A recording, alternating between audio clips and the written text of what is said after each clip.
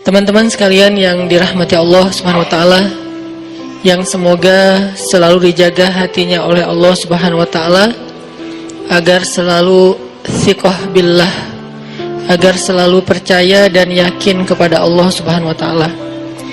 Karena kelemahan kita itu berawal saat kita mulai meragukan Allah. Dalam segala dinamika hidup, kita selalu butuh Allah. Kita butuh Allah ketika Allah kasih kita ujian. Bahkan tetap kita butuh Allah ketika Allah kasih kita nikmat. Kalau kita butuh Allah saat diuji, agar kesabaran kita terjaga.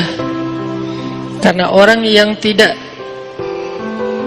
ditemani atau dibersamai oleh Allah Subhanahu wa taala ketika dia sedang diuji, maka dia akan mudah untuk berkeluh kesah, bahkan berputus asa.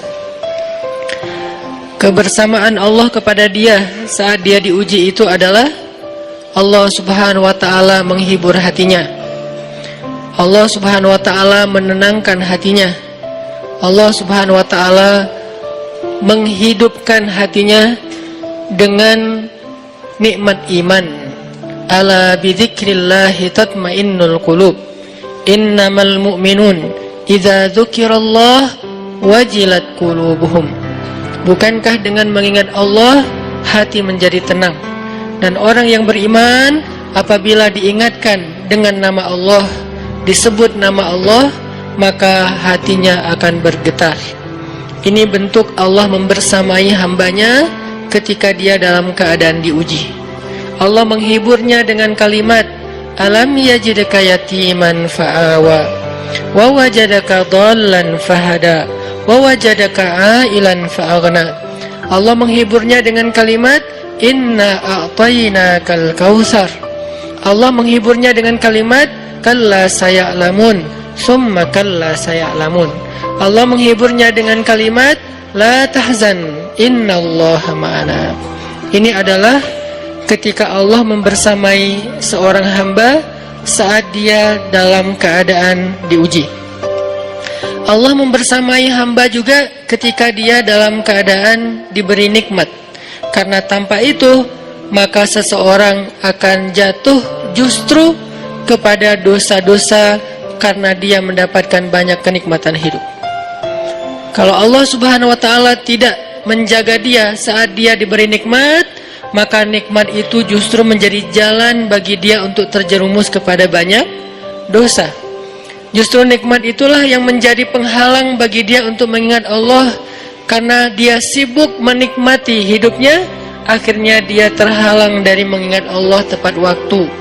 Sibuk menikmati hidupnya, terhalang dari Allah untuk bangun tengah malam. Karena dia tidurnya larut. Kenapa tidur larut? Karena terlalu banyak yang harus dia nikmati sebelum tidur.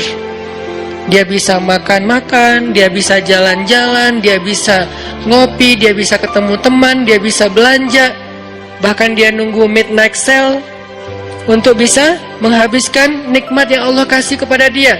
Sehingga akhirnya tidurnya terlalu larut, lalu dia tidak bisa bangun untuk menghadap Allah, curhat kepada Allah.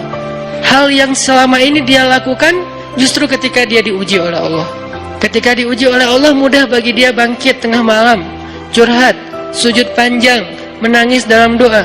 Ketika Allah kasih nikmat, curhatnya hilang, malamnya lelap, sampai bahkan subuhnya juga kelewat. Ini kalau Allah nggak membersamai seorang hamba ketika dia diberi nikmat. Sehingga orang yang seperti ini, kalau dalam keadaan seperti ini terus-menerus dalam jangka waktu yang lama, nanti dia akan terjebak di dalam istidraj.